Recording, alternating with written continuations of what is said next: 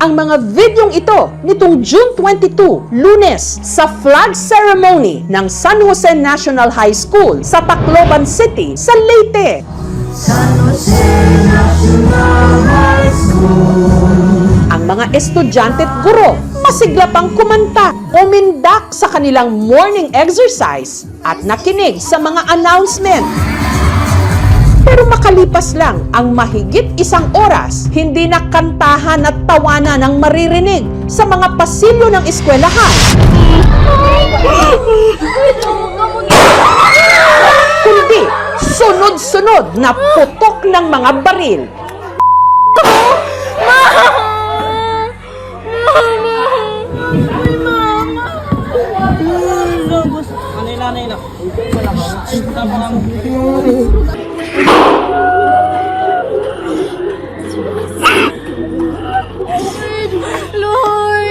Lord! Uy, tawag ka man, pulis.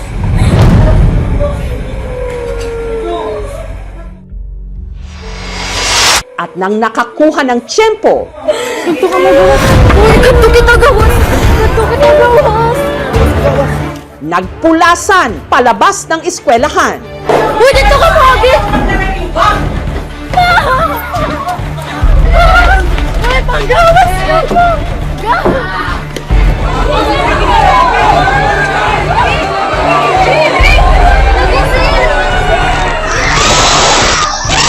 Ang ilan tumakbo sa isa sa pinakamalapit na bahay.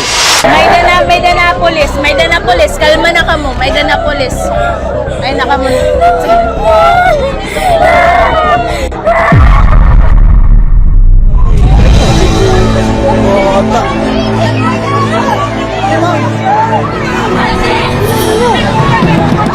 Dalawampu ang sugatan. Okay. Kino naglaraha iya? 3 ang namatay. Ito ang kauna-unahang naitalang mass school shooting sa Pilipinas. Ayon sa mga saksi, ang mga namaril, 2 estudyante rin ng eskwelahan na parehong menor de edad, 15 at 14 anyos. Nagbaril. Isang putok po muna yung... Dito? Opo, ma'am. Mga after 1 second ata. 3 na. Bang, bang, bang. May bata na tumatakbo.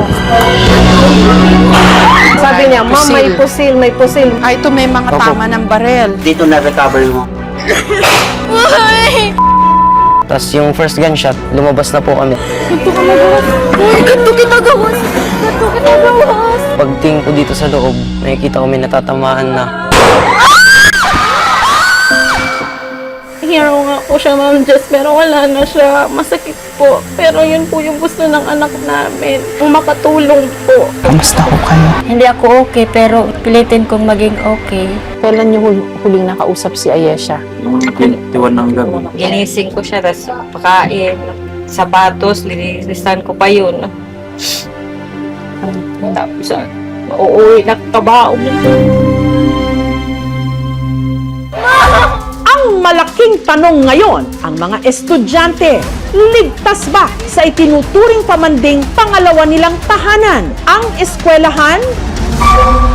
Kung ang gumagawa ng karahasan, mga kapwa estudyante rin nila na menor de edad.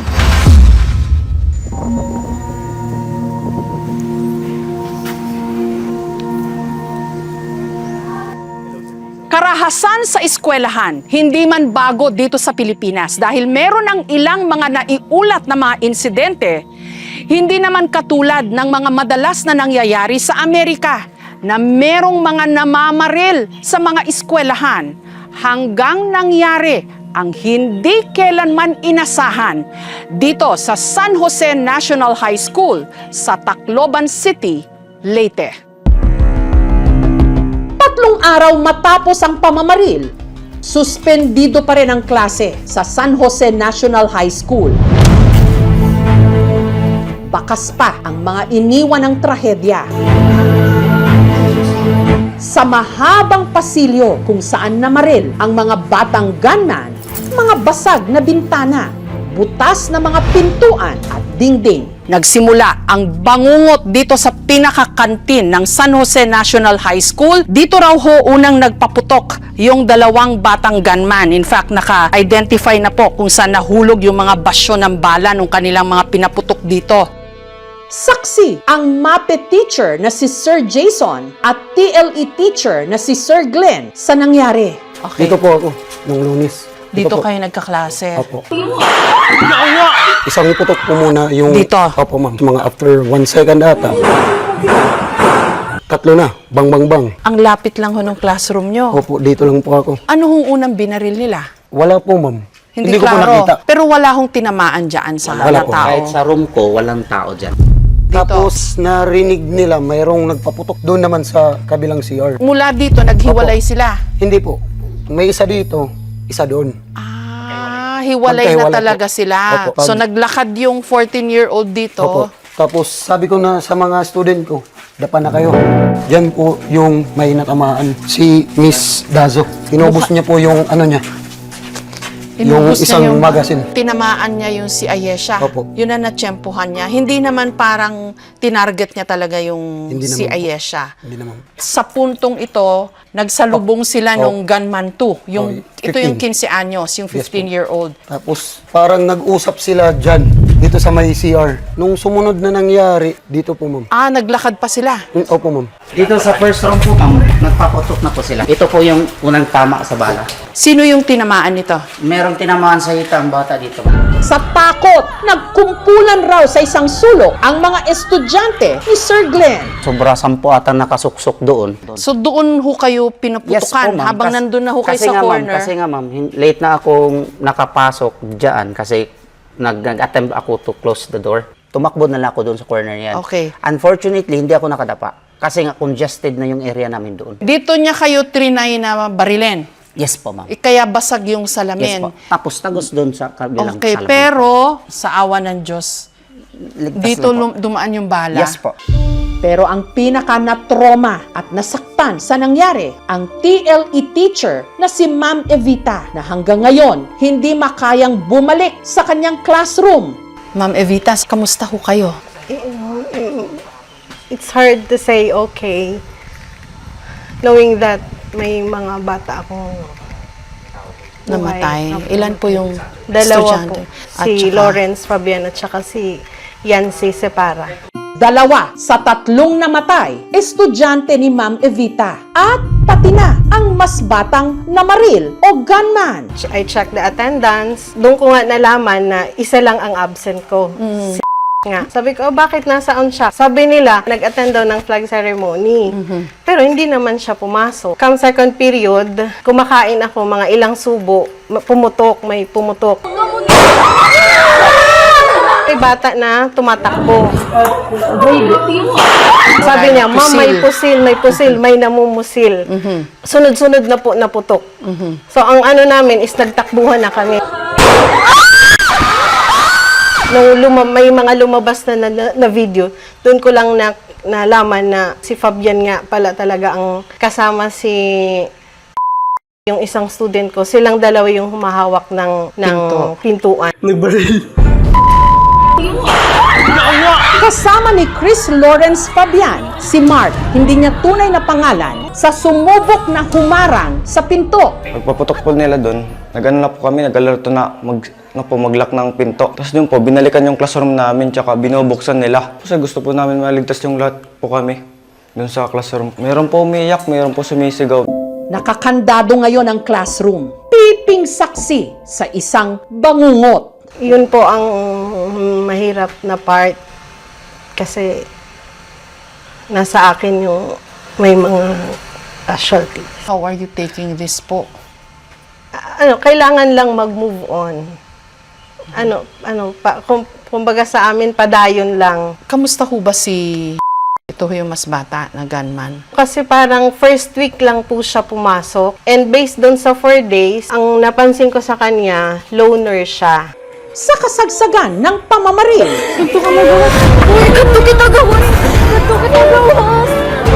Nagtakbuhan palabas ng eskwelahan ang mga estudyante.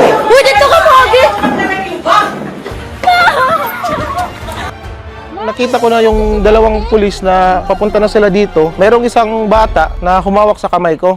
Sabi sa akin, "Sir, amo na to sir, amo na ito hiya, amo na ito." Pumasok siya sa mga kwan din sa ibang mga estudyante dito. Sumabay siya. So nung nakatalikod na siya, dahan-dahan akong lumapit sa kanya. Ginulat ko na siya, doon na kami nagsimula ma-restrain yung bata. Hanggang sa pagtatapos ng insidente, ang 15 anyos na gunman nahuli.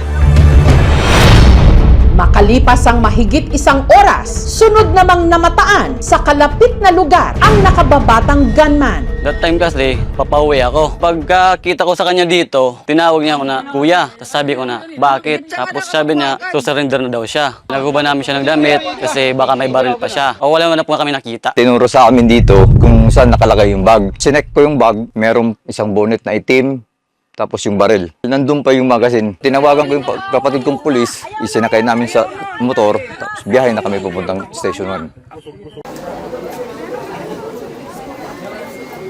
Nag-iimbestiga yung mga prosecutor dito na tiyempohan namin. So wala pang case against the gunman po. There is na. Ang nag-file yung victims. Yes, oo. Pero ano ho yun? Sinong finila nila? Yung 15-year-old o yung 14? Kasi yung 14 hindi pa klaro, ganun ho ba? No, because parang walang criminal liability. Pag 14. 344, yes. Pinag-aaralan na rin ng PNP ang mga kuha ng CCTV sa palibot ng eskwelahan. Pero dahil gumugulong pa ngayon ang investigasyon, hindi raw muna maaaring ipakita sa publiko ang mga nakunan ng mga ito nung araw ng pamamaril.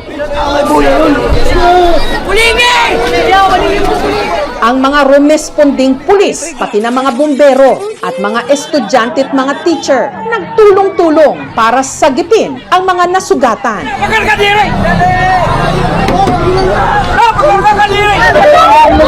Ang estudyanteng si Rocky, hindi niya tunay na pangalan. Kahit ligtas nang nakalabas ng eskwelahan, bumalik pa raw sa loob para tulungan ang mga sugatan. Ilan ang nabuhat mo?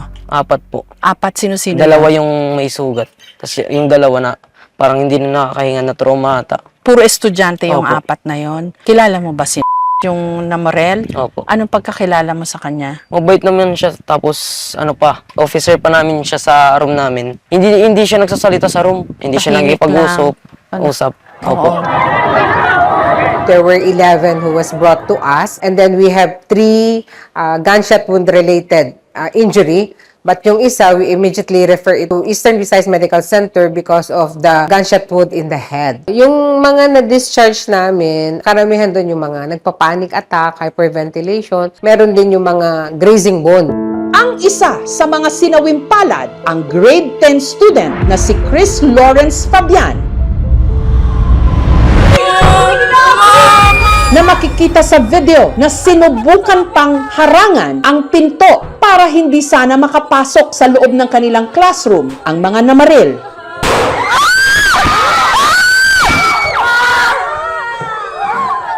Ang turing sa kanya ngayon, bayani. Trinay pa niyang protektahan daw po yung iba niyang classmate. Opo, pinatektahan niya po talaga, ma'am, ng ano talaga siya. Kasi po, natumba na po siya, ma'am. Ang sinabi niya po, iwanan niyo na ako, total may tama na ako, nabaril na ako. Lumabas na kayo para maligtas nga po yung mga sarili nila.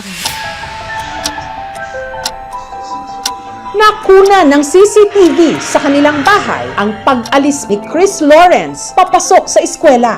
Ito ang huling sulyat nila sa kanya na buhay pa. Tinatago niya po yung kanyang badminton kasi po, pinapagalitan ko siya kasi mahilig po siyang magpahiram, tapos pagbalik po sa kanya, sira na. Kaya yung parang sa kanya po, masaya siya na hindi ko po siya napagalitan dahil hindi ko po nahuling bit-bit niya po yung badminton niya. May mga gamit daw ho si Fabian ng pang-Boy Scout. Sinuot po namin sa kanya. Sinuot niya na. Ayun. Suot niya yun. Opo. Yan po yung ano niya, Ma'am Jess. Yung makatulong po. Ato pa to sa kapurtahan! Napanood niyo po yung video? Opo. Kahit pa ulit ako. Ako po, isang beses ko lang pong pinanood. Masakit po. Hero nga po siya, Ma'am Jess, pero wala na siya. Masakit po. Mapagbigay po yan, ma'am. Kahit po yung baon niya, ma'am, i-share niya po. kahit uuwi na lang po siyang maglalakad, hindi po siya nagdadamot sa mga kaibigan at classmate niya po.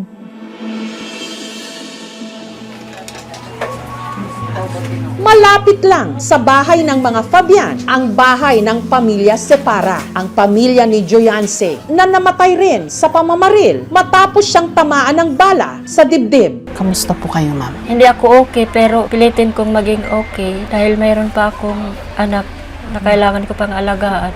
Anong klaseng anak po si Joyance? Mabait naman po siya, matulungin. Mahal na mahal ko siya. Ayaw kong ito ang nangyari sa kanya. Hindi ko to gusto. Ano reaksyon niyo po nung nakita niyo na ho na wala na ho siyang buhay? Hindi ko ma-explain yung nararamdaman ko. Wala, iyak lang ako. Nagsisikap pa man din daw si Joyance na makapasok sa honor roll ngayong taon. Naalala niyo pa yung huling pag-uusap niyo? Comparehan sa grade 7 pa lang siya. Ngayon parang porsigido kasi siya. So sabi niya, Mama, gusto ko may award. Tinatanong niyo ba yung sarili niyo, bakit kaya nangyari ito? Yeah, tinatanong ko rin. I blame also God. At that moment, at that time nga, Lord, bakit hindi mo nang pinadala ng maraming angel yung anak ko para maprotektahan ganun. At that moment nga, na nalaman ko na patay na yung anak ko, Lord. Why? I pray always. Papunta tayo sa burol naman ni Ayesha. Siya yung pangatlong namatay dun sa pamamaril.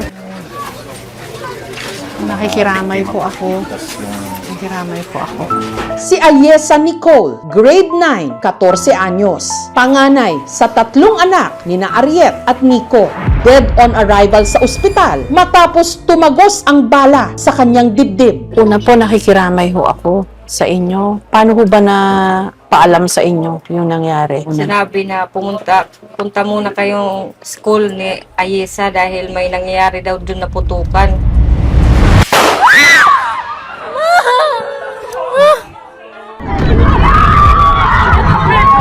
Hindi naman namin po naabutan na Wala na siya doon. Nasaan na ho dinala? Sa ospital daw, pero pagtanong namin po dun sa mga teacher, hindi pa alam kung saang ospital. Hinanap pa namin, ma'am, 3 ospital bago pang-4 na yung pinagdalan sa kanya.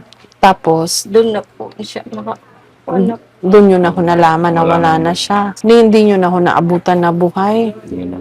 Simula sa unang room sa katabi sa kanila. Tapos doon sa kanila, doon nagtambay na kasi bukas yung pintuan. Nagtakbuhan sila sa gilid kung may pintuan ba sa kabila.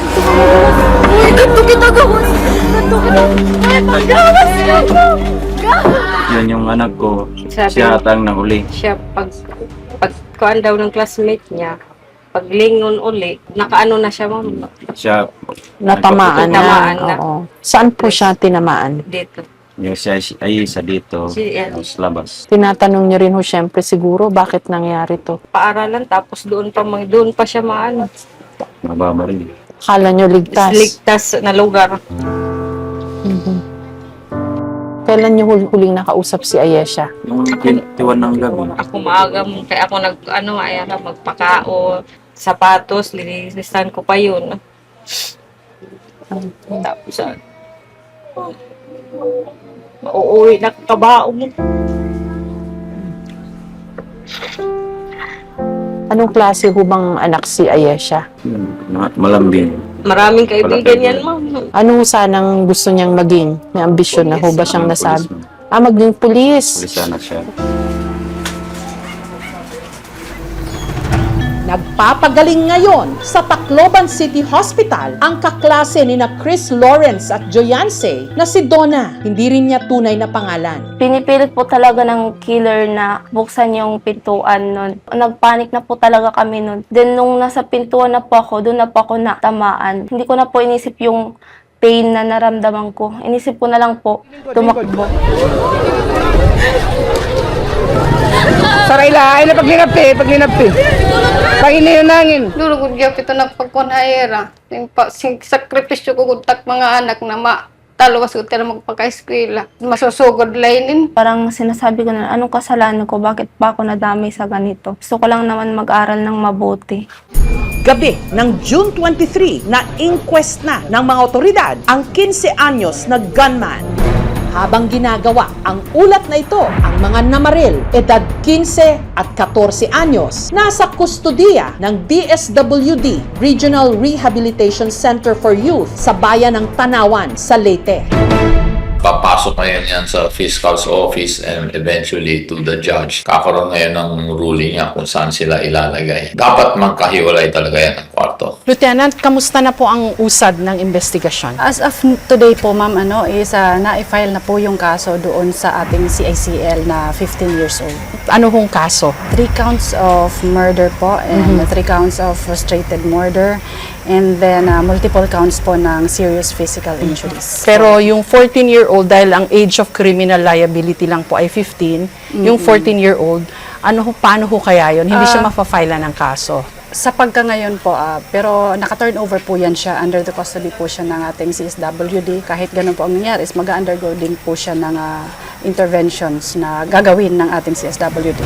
Sa investigasyon, lumabas na ang baril na ginamit ng 14 anyos na gunman, pagmamayari ng tiyahin niya na isang pulis at abogado. Inaalam pa ngayon kung paanong napasakamay ito ng menor de edad. Ang kanyang tiyahin, sinibak na raw sa pwesto. Ang baril namang ginamit ng mas nakatatandang gunman, edad 15 anyos, nakarehistro sa isang security agency sa Cebu. Ito po ang na-recover natin. So at least 34 bullets were fired. 21 po na fired cartridge cases at 13 po pong cartridges. Under Section 30 of RA 10591 or the Comprehensive Firearms and Ammunitions Regulation Act, pwede pong managot ang isang may-ari ng security agency kung mapakita na may kapabayaan po on the part of the company na nahayaan po na magamit sa isang krimen ang loose firearm. Pagdating po sa mga magulang, under the family code, since they have the parental authority over the child, sila po ay civilly liable or dapat magbayad ng danyos po dun sa pamilya ng biktima. Malaki ang papel dyan ng pamilya at yung other relatives. If you are a gun owner, you should be a responsible gun owner. Hindi mo dapat na pinababayaan na kung saan-saan lang ba ilagay yung iyong pag-aaring armas. Lalong-lalo na kung merong mga bata at kabataan doon sa pamilya. Samantala, may mga nakapansin na ang suot ng batang gunman katulad ng suot ng isa sa mga namaril sa Columbine High School Massacre sa Colorado sa Amerika noong 1999. We saw some indications na meron pong ibang grupo na pwedeng nag-udyok o nagtulak na kinakasalihan niya para po gawin niya itong bagay na ito. Pagkatapos ng insidente, lumutang ang posibilidad na biktima di umano ng bullying ang mga namaril. The people they shot basically were not bullies. And they were also victims of being bullied. Paano mo masasabi na it was bullying? Siyempre, meron silang emotional trauma, so they also have to get counseling or psychosocial support. Samantala, may nag-viral na di umano chat ng dalawang namaril sa Tacloban City kung saan tila pinag-usapan daw nila at plinano ang kanilang ginawa. Pati na raw ang posibleng pagkakaabsuelto nila sa kaso dahil di umano sa Juvenile Justice and Welfare Act. Na-verify nyo na ho ba kung authentic po? Tino-turn over po natin yan sa ating anti-cybercrime unit para sila po ang mag-conduct ng investigation sa veracity po ng mga lumalabas na mga convo na yan. Hindi pa natin nako-confirm yun. Nabanggit din na baka na-impluwensyahan o naapektuhan ng online game na Gorebox ang mga batang gunman. Ang Gorebox online game na pinupunang marahas.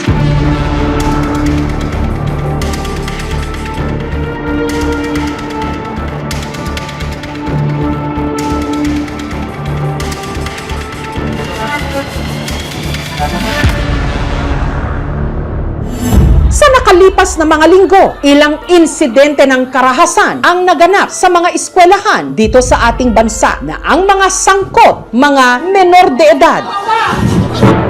June 16, nakuha na ng CCTV ang pagsaksak ng 14 anyos na grade 8 student sa 7 grade 5 students sa isang eskwelahan sa General Trias sa Cavite. June 19, sa Cavite City naman, isang 18 anyos na senior high school student ang makailang ulit ding pinagsasaksak ng kapwa niya estudyante sa loob din ng kanilang eskwelahan. June 23, Martes, isang 17 anyos na grade 9 student sa San Carlos City sa Negros Occidental, sinaksak naman sa tiyan ng 17 anyos ding grade 10 student sa loob din ng kanilang eskwelahan. At nito lang ding Biyernes, 2 grade 10 students mula sa Apari sa Cagayan ang nahulihan ng patalim at baril na bit-bit nila sa loob din ng kanilang eskwelahan. At ayon kay DILG Secretary John Vic Remulla, nito lang Miyerkules, June 24, isa pa raw di umano tangkang pamamaril o pananaksak ng isang 14 anyos na estudyante mula naman sa Tolosa sa Leyte pa rin ang napigilan ng mga otoridad. Kung may makita po kayo na kahit anong threat or imminent threat or chatter, please call 911 and inform right away. Ang Department of Education o DepEd naaalarma na raw sa mga nangyayari. Naunawaan natin ang pangamba ng publiko dahil sa mga pangyayari. Hindi na tayo mag-aantay na mangyari pang muli sa ibang paaralan, kaya agarang ipinag-utos po yung pagpapaigting ng security at safety protocols and arrangement po sa bawat eskwelahan. Dahil mga menor de edad ang mga namaril sa loob ng eskwelahan sa Tacloban City, mainit na pinag-uusapan at pinagdedebatihan ngayon kung tama ba ang batas na 15 anyos lang pataas ang pwedeng panagutin sa krimen. May mga nagsasabing dapat babaan ang edad ng age of criminal liability. Sa datos ng Juvenile Justice and Welfare Council o JJWC noong 2017, may halos 27,000 na mga kaso ng Children in Conflict with the Law o CICL. Bumaba ito sa 10,000 cases noong 2023 at ang pinakamatinding krimen na nagawa ng mga menor de edad batay sa datos, rape at murder. Si Senator Kiko Pangilinan ang principal author ng Juvenile Justice and Welfare Act of 2006 kung saan nakasaad ang age of criminal liability na 15 anyos. Paglilinaw niya matapos ang insidente, kahit mga menor de edad, merong pananagutan. We condole with the families. There is no place for violence, lalo na sa paaralan. Ipapaliwanag natin ng husto, hindi sila maaring pakawalan. Hindi po. Lalo na ang kaso ay heinous crime. And sa batas ng Juvenile Justice Law, pagka heinous crime ang kaso, ay maaaring minimum of 1 year ang involuntary confinement.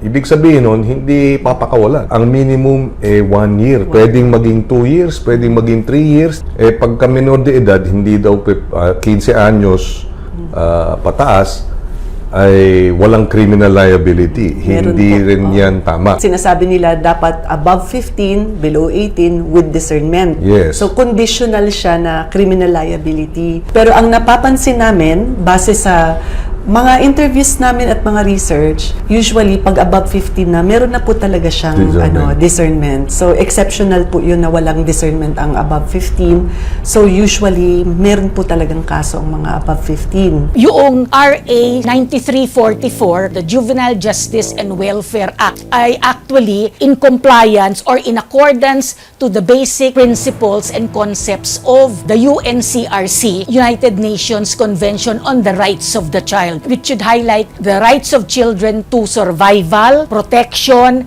development, and participation. Dito, yung minimum age of criminal liability would be 15.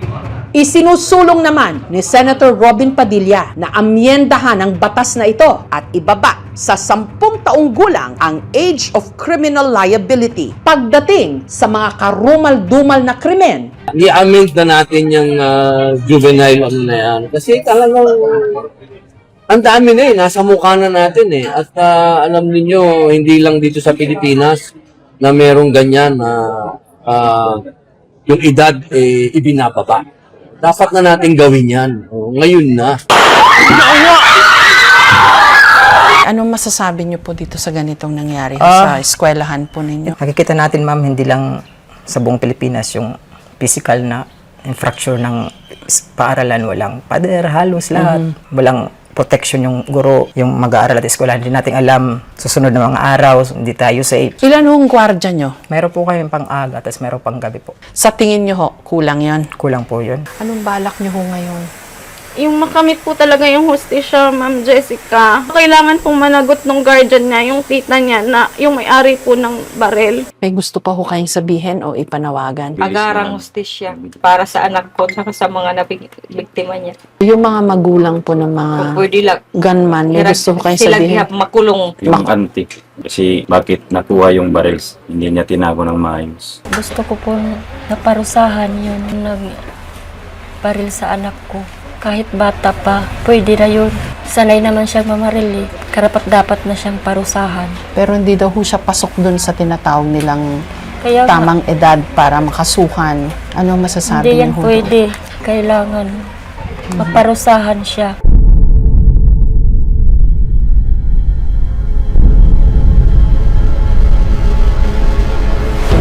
Nakagayak pa man din para sa kanilang fiesta ang syudad ng Tacloban ngayon. Pero paano raw ba sila magsasaya at magdidiwang?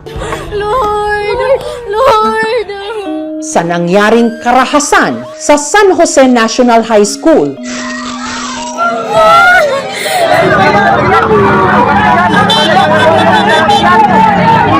Na ang mga biktima, pati na ang mga namaril, mga bata. Tahimik na muli ang mga pasilyo ng eskwelahan.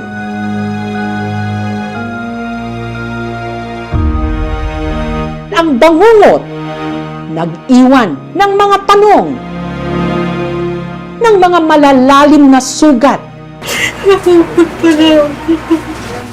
kalungkutan, at pag-uusig.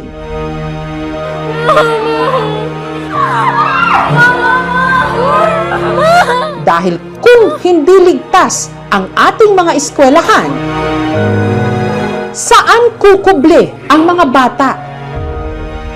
Dahil hindi ba't ang eskwelahan tahanan dapat ng pag-asa at hindi ng krimen?